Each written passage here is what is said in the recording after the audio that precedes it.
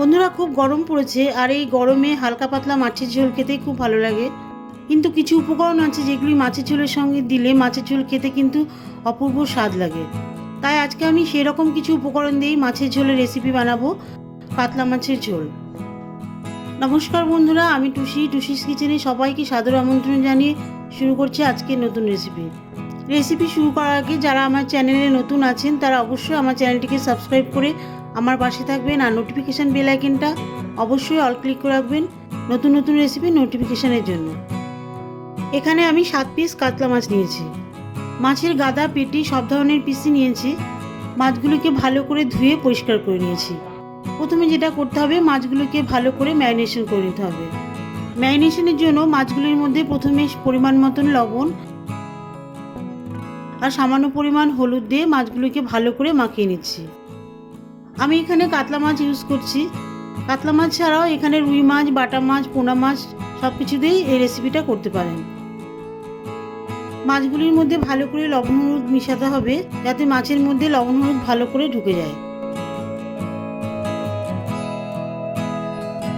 মাছের সঙ্গে থাকছে আলু।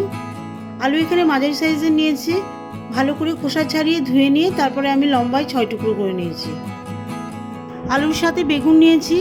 বেগুন এখানে ছোট সাইজের একটা আছে। বেগুনগুলিকে লম্বায় মোটা মোটা করে কেটে নিয়েছি।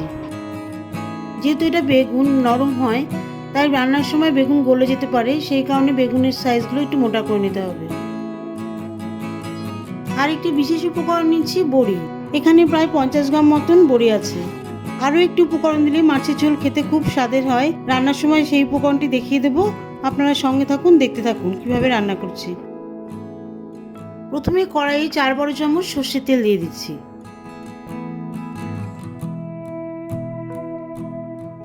তেল গরম হয়ে গেলে আঁচ স্লো করে দিয়ে বড়িগুলো ভেজে তুলে নেব।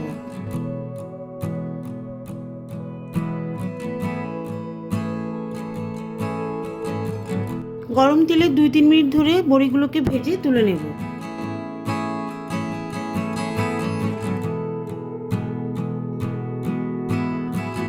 ভাজা বড়িগুলি তুলে নেওয়ার পরে ওই কড়াইয়ে দিয়ে দেবো 1/2 কাপ মতন সর্ষের তেল। তেল গরম হয়ে গেলে মিডিয়াম হিটে মাছগুলি আমি ভেজে নেব। প্রথমে 4 টুকরো ও পরে 3 টুকরো মাছ একসাথে তেলে দিয়ে ভেজে তুলে নেব।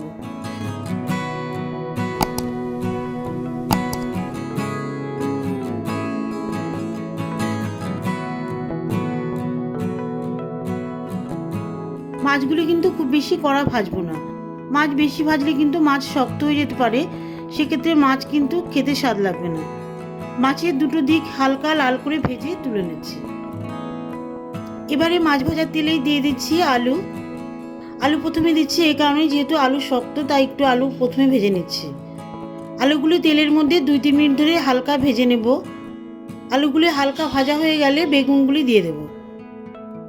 বেগুনগুলি দিয়ে দেওয়ার পরে সঙ্গে দেব সামান্য পরিমাণ লবণ আর দিয়ে দেব সামান্য পরিমাণ হলুদ।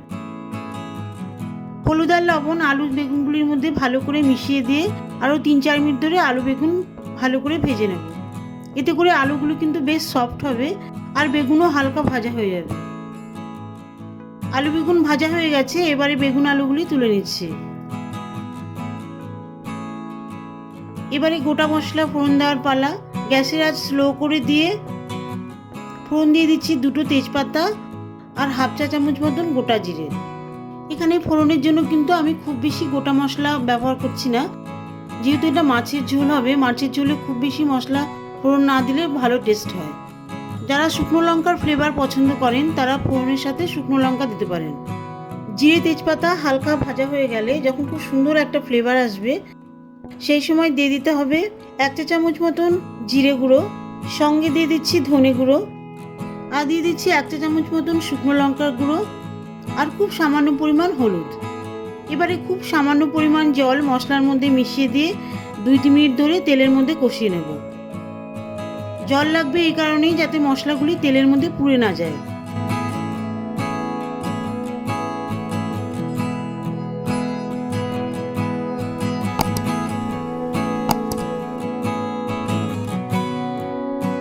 তেলের মধ্যে মশলা 2-3 মিনিট ধরে কষানো হয়ে গেলে একটা বড় সাইজের পাকা টমেটো দিয়ে দিচ্ছি। টমেটোর টুকরোগুলো কিন্তু বেশ বড় ডুমো ডুমো করে কেটে নিয়েছি, যাতে টমেটোর টুকরোগুলি তেলের মধ্যে পুরোপুরি মিশে না যায়।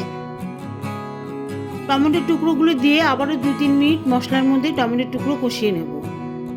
এতে করে টমেটোর টুকরোগুলো বেশ নরম হয়ে আসবে। টমেটোর টুকরোগুলি সামান্য নরম হয়ে এলে ভাজা আলুগুলি দিয়ে দেব।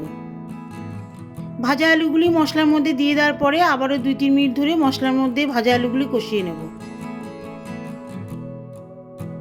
আর হ্যাঁ, আলু মশলা আমি কিন্তু সমস্ত কিছু মিডিয়াম হিটে কষিয়ে নিচ্ছি।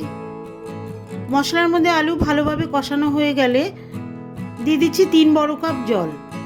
এখানে জলের পরিমাণটা বেশি লাগবে, যেহেতু এটা ঝোল হবে সেই জন্য জলের পরিমাণটা একটু বেশি দিতে হবে। সঙ্গে ভাজা বেগুনের টুকরোগুলি দিয়ে দিচ্ছি।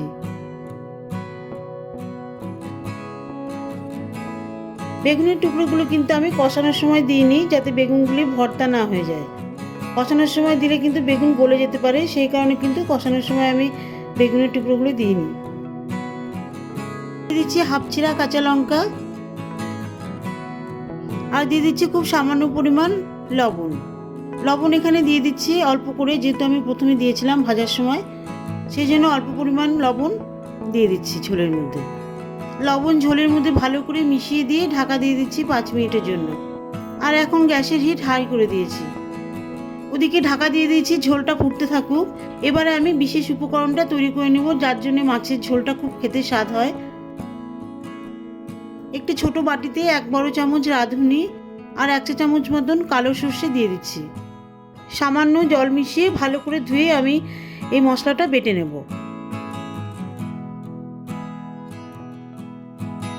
5 মিনিট পরে ঢাকনা তুলে নিচ্ছি।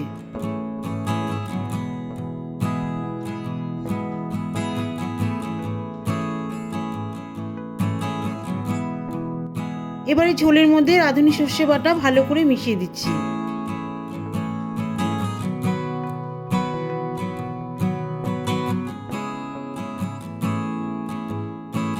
রাঁধুনি সর্ষে বাটা ভালো করে ঝোলের মধ্যে মিশিয়ে দেওয়ার পরে ভাজা মাছের টুকরোগুলো একটা একটা করে দিয়ে দিচ্ছি।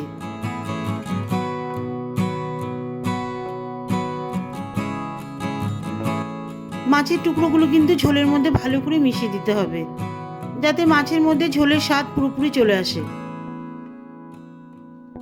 মাছগুলি ঝোলের মধ্যে দিয়ে দেওয়ার পরে মাছগুলিকে আরও 3-4 মিনিট ধরে ঝোলের মধ্যে ফুটিয়ে নেব। সবশেষে ভাজা বড়িগুলি ঝোলের মধ্যে মিশিয়ে দিচ্ছি। বড়িগুলি দিয়ে দেওয়ার পরে কিন্তু বেশিক্ষণ ধরে ফোটালে হবে না, এতে কিন্তু বড়ি কিন্তু পুরোপুরি গলে যাবে।